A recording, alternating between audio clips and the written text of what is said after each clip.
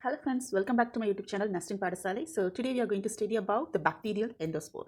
Okay, so endospore is nothing but it is a morphological changes that is observed in a bacteria. So when a bacteria is undergoing a period of starvation, that is when the bacteria is under a nutrition depletion or when the bacteria can't able to find any food, it will form the survival structure called endospore. Okay, and why it is called endospore means because this endospore they develop within a parent bacterial cell, which is also called as mother bacterial cell. And this endospore is present only in gram-positive bacteria. In a focus, it is only present in certain members of the genera of Bacillus, Clostridium, and Sporosarcina with the phylum Firmicutes. Okay. So next, if you take the life cycle of bacteria, it is classified into two types, that is vegetative growth and endospore. So when the food is available and when the nutrition is available means the bacteria will be in a vegetative form. Okay, when there is no food, then the bacteria will form a special endospore structure, and endospores are structurally different from that of vegetative cells. So next structure. So endospore forming bacteria generally present only in soil. In addition to soil, we can also find this endospore forming bacteria somewhere in the atmosphere, and these endospores are resistant. At the same time, they are dormant. Dormant means they are inactive structure. These endospores are resistant to environmental stress like heat, ultraviolet radiation, gamma radiation, chemical disinfectants, and desiccation. Okay. So one example is Deinococcus radiodurans, which is an endospore forming bacteria, and they are extremely resistant to large doses of ionizing radiation.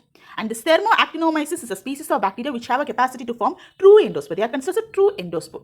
And in order to destroy the bacterial endospore, generally moist heat sterilization is employed, and that it should be carried at a temperature above 100 degrees Celsius, and it requires the use of saturated steam under pressure. That is, in order to destroy bacteria, you need to only employ autoclave method of sterilization. So in autoclave, the temperature is 121 degrees Celsius. So these endospore, they cannot able to be killed by simple boiling and all. We can't able to kill this endospore. So next few endospore, there is few species of endospore forming bacteria, dangerous pathogens. So example include, first example is Clostridium botulinum, which causes botulism, and next example is Bacillus anthracis, which causes anthrax. So when the Bacillus spores are inhaled and germinated means, so once they had inhaled inside the human body, they will be germinate in lungs. So these Bacillus anthracis are being used as a bioterrorism agent. Okay. Next example include Clostridium tetani, which causes tetanus, and Clostridium perfringens, which causes gas, gangrene, and food poisoning. So the next one type of example is D-sulfotomaculum is a genus that contains endospore forming species. So in this genus, few species are endospore former. Okay, so this particular species has a capacity to reduce sulfate and sulfide to hydrogen sulfate during the process of anaerobic respiration. So the next thing is with regarding to endospore staining. So endospore, they are impermeable to most of the stains. Okay, they often seen as a colorless area in a bacteria which is treated with methylene blue and other simple stain. So a special procedure called Fulton procedure is generally employed. In this procedure, first they will be staining the endospore with malachite green in the presence of heat. And after the malachite green treatment, the mother bacterial cell is washed free with a dye. That is, they will be washing the mother cell with a water, which is acting as a decolorization. After this malachite treatment, the endospore will be stained with the counter stain called as saffron. So the final result is that endospore will be bluish green in color and a vegetative cell will be pink to red in color. So this is how the thing will be. So here you can be able to see a bacterial cell, and inside bacterial cell there is a green endospore. So consider this as a bacterial cell. Inside bacteria, endospore will be present. So after if you done this malachite green staining, the vegetative cell will be pink in color, whereas endospore alone will be green in color.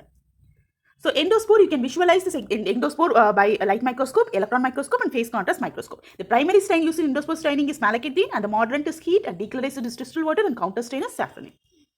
Next is with regarding to structure. The endospore is surrounded by a thick and delicate covering called as exosporium. A spore coat lies beneath the exosporium, and this particular spore coat is impermeable to most of the toxic molecule. And below this coat, you can able to find the cortex, which is made up of peptidoglycan layer. And below this cortex, there is a spore cell wall. Okay, so here you can able to see the blue color is the spore cell wall, which will be lying inside the cortex, and it will be surrounding a spore core. That is the center of core. Center of the spore is called a spore core. Okay, and only in this particular spore core area, we can able to find a cell structure like ribosomes and nucleoid. So here you can able to see. Next is with regarding to the various layers of the spore will generally contribute to the resistance in several ways. Like if you take spore core, it protects the spore from chemicals and again from various lytic enzymes like lysosomes and also hydrogen peroxide. Next is the inner membrane. Inner membrane is extremely impermeable to various chemicals, including those chemicals that cause damage to your DNA.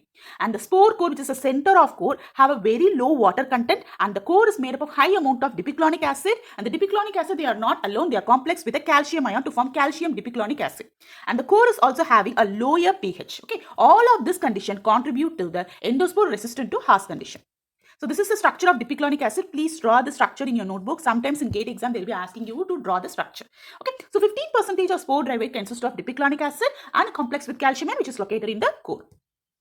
So the next is with regarding to factor responsible for endospore heat resistant. So spores DNA, that is endospore DNA, is protected by two mechanisms. So first mechanism is this calcium dipiclonic complex, where the dipiclonic acid will form a complex with calcium ion, and they'll be inserted in between the nitrogenous bases like adenine, guanine, cytosine, and thymine, and this helps to stabilize the DNA. In addition to that, there are few small acid-soluble DNA proteins are available, which will be saturating the spore DNA.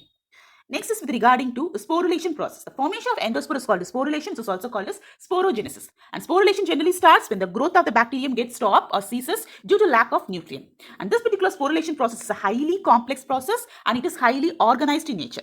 And it occurs for several hours. Like if you take baseless megatherium, the sporulation process occurs for around 10 hours. So this is the entire life cycle or sporulation process of the endospore. So totally endospore sporulation consists of 7 stages. First stage, the replication of DNA of bacterial cell. So replication of DNA of bacterial cell will be done. Next stage, there will be formation of septum. So here you can able to see the septum formation occurs, and you can also able to see there is a 4-spore development. 4-spore is otherwise called as immature spore. Next, what is the engulfment of this 4-spore? That is, your mother cell membrane will be continue to grow, and finally it will be engulfing the immature spore. Okay, and the fourth stage is the cortex formation, and during the fourth stage only the calcium and dipiclonic acid will be accumulated. And the fifth stage is the coat synthesis. So your protein coat will be forming around the cortex. So sixth stage is the maturation. So during this maturation stage only the coat synthesis, that is spore coat synthesis, will be finalized, and in this stage only bacteria, that is endospore, will be accumulating its heat resistance, and the refractility will be increasing. And final stage is the lysis, that is lytic enzyme will degrade various unwanted component. So the next thing is with regarding to endospore to vegetative cell transformation. Endospore is the temporary form structure. Okay, so transformation of this dormant spore into active form of vegetative cell occurs when a bacteria is getting food. So when a bacteria is moving to another environment where there is enough amount of nutrition availability, means an endospore will be converted into a vegetative form of structure. So generally occur in 3 stages. First stage is called as activation, next stage is germination, and last stage is outgrowth. So first stage, activation. So during the stage, it will be preparing, the spore will be prepare itself for germination. So germination is an important stage, and from this many questions will be asked. Okay. So germination is the process of breaking the spore's dormant stage, and this process you can able to see the spore will be swelled and the spore will be getting ruptured. So spore coat will be ruptured and spore will be coming out of the spore coat. And during the stage, the bacteria, that is spore, will losing it resistant to heat, and also it loses resistant to other stresses. And next, during the stage, there is a loss of refractility. I said that in the stage number 6, it will be mature, and at this stage, the refractility will be increased. But during this germination stage, the endospore will be losing its refractility, and it will be releasing all spore component. At the same time, the metabolic activity will be increased. So many normal metabolites or nutrients like amino acid and sugar can trigger the germination process after the activation process. So there are few germinant receptors that will be located in the inner membrane, and this germinating receptor will be detecting the small molecules like sugars and amino acid. So once detected, that is upon detection of these molecules, there is a series of events that will be occurring. This event include the calcium and dipiclonic acid will be breakdown. Okay, so both calcium and dipiclonic acid will be getting separated. Okay, ultimately the nucleic acid DNA will be destabilized. Okay, and there is a breakdown of peptidoglycan layer in the cortex. At the same time, the spore will uptake water. Next stage and the last stage is the outgrowth. So once it's completed, then the spore will be converted into a vegetative form. That's a stage called outgrowth. I hope this particular video will be really helpful. If it is helpful, please click the subscription button and share this video with your friend. If you want notes for some other topic, for some other examination, then please do tell me in the comment section below. Thank you, friends.